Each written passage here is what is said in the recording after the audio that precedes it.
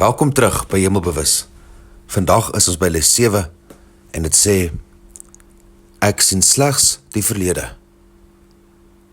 Wat beteken dit om te sê dat ek net die verlede sien?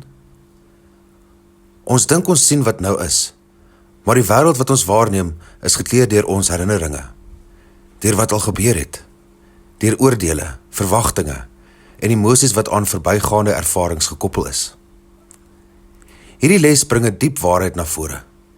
Ons leef nie in die nou nie. Ons kyk deur 'n lens van die verlede. Wanneer ek kyk na 'n persoon, plek of ding, sien ek nie hulle ware wese nie. Ek sien my eie projeksies daarop gebaseer, op wat ek geleer het, of ervaar het, of voor bang was. Hierdie insig is nie bedoel om ons skuldig te laat voel nie, maar om ons vry te maak. Ons oefen vandag se les deur te sê, ek sien slegs die verlede in hierdie voorwerp. Voorbeelde. Ek sien slegs die verlede in hierdie koppie. Ek sien slegs die verlede in hierdie hand. Ek sien slegs die verlede in hierdie gesig.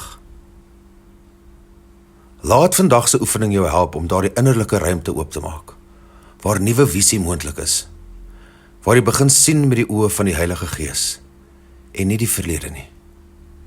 Mag vrede jou vergesel. Dankie dat jy hier is. Vergewe, sien anders, leef in lig.